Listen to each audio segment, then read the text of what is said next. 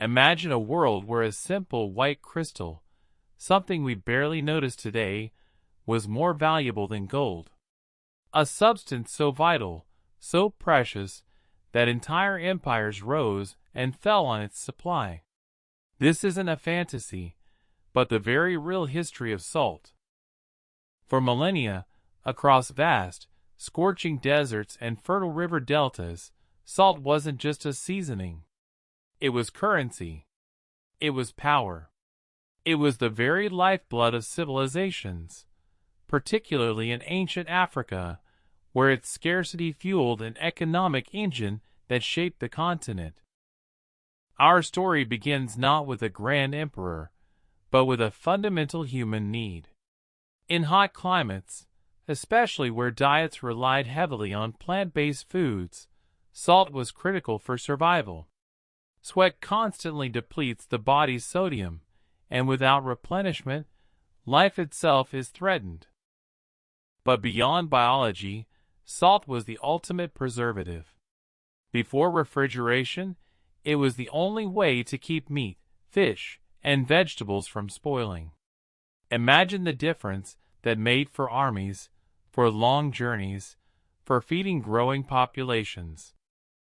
This dual necessity, biological and practical, transformed salt from a mere commodity into a strategic resource.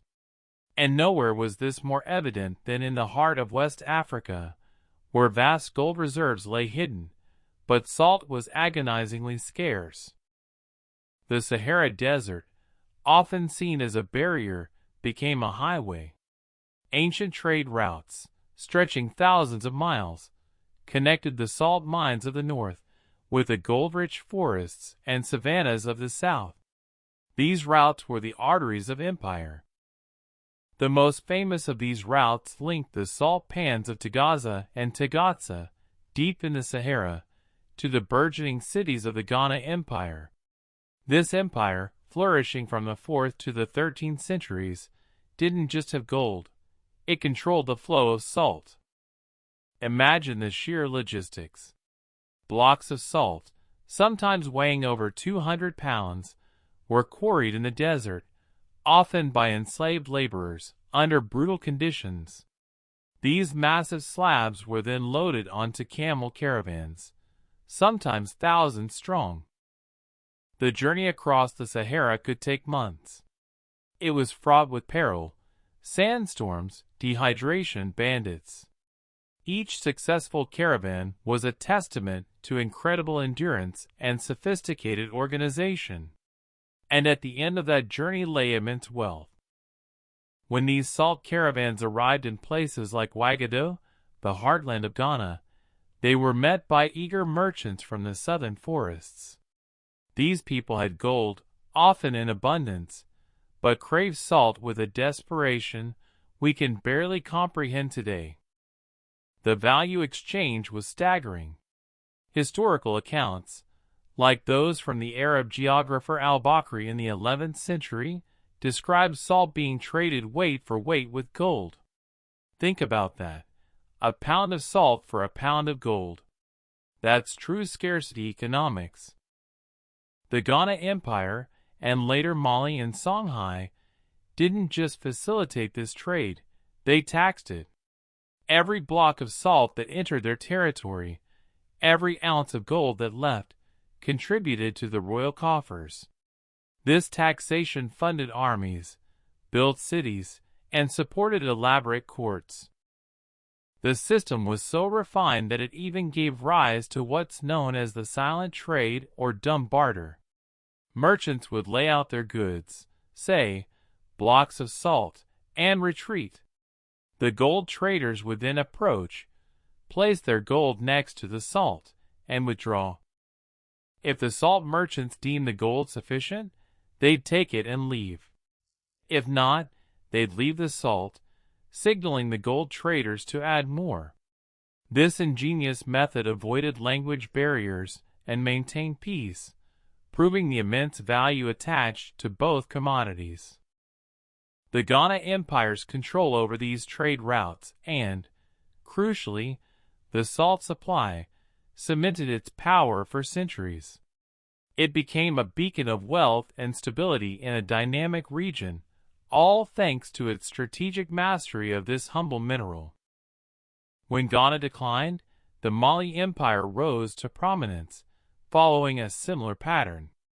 Under legendary figures like Mansa Musa, Mali expanded its control over the salt mines and the gold fields, becoming one of the wealthiest empires the world had ever seen.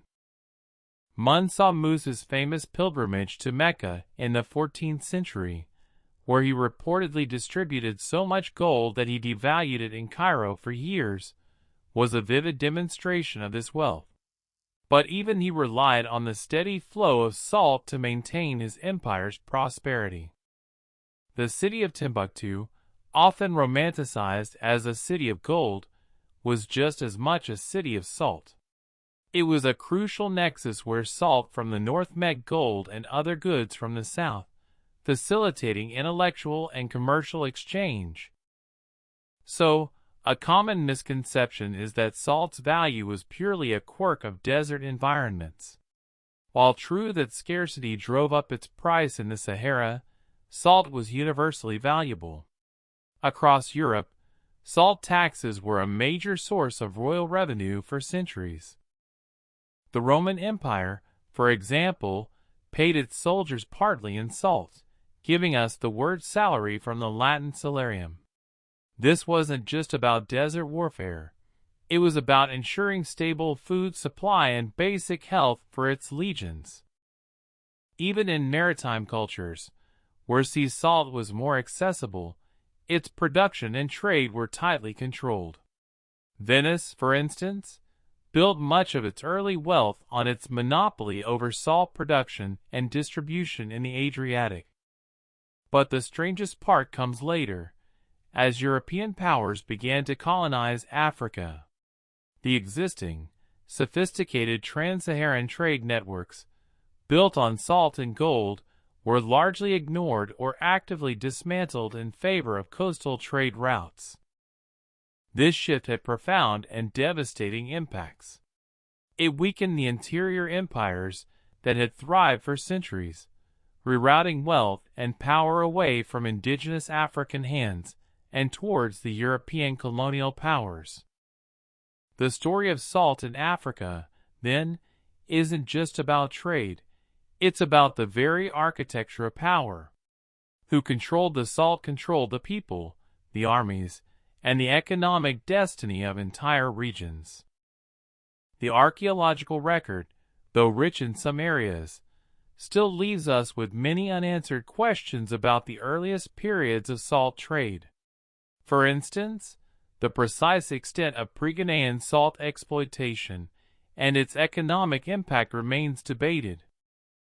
We know about the major hubs like Tagaza from later accounts, but the smaller, localized salt sources and their integration into broader networks before the 8th century are less clearly understood, relying more on inference than direct evidence.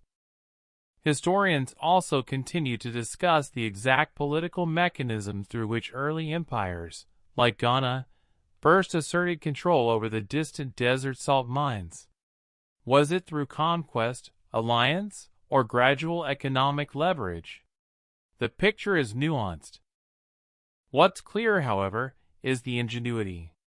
The method of mining, transporting, and exchanging salt across such formidable distances speaks volumes about the advanced organizational capabilities of these ancient African societies.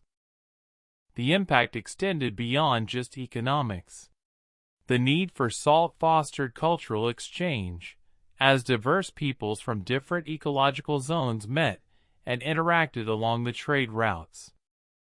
Ideas, technologies, and even religious beliefs traveled alongside the salt and gold. Islam, for example, spread significantly along these trans-Saharan pathways, becoming a unifying force for many merchants and communities. The wealth generated by the salt-gold trade also supported centers of learning, like the universities of Timbuktu. These institutions became repositories of knowledge, attracting scholars from across the Islamic world. Historian J.D. Fage, in The History of Africa, emphasizes how the control of these trade arteries was paramount. It wasn't just about producing the gold or the salt, but about controlling the access and exchange points. This strategic control led to complex political structures, diplomatic relations, and sometimes outright conflict. Empires vied for dominance over key salt mines and trading cities, knowing that control meant economic supremacy. The story of salt is a powerful reminder that value is often context-dependent. What we take for granted today was once a priceless commodity, shaping the destinies of millions and altering the course of history. From the physiological needs of the human body to the grand ambitions of empire builders, salt's journey through history is a testament to its enduring, fundamental importance. It's a story of human ingenuity, resilience, and the relentless pursuit of what's necessary for survival and prosperity.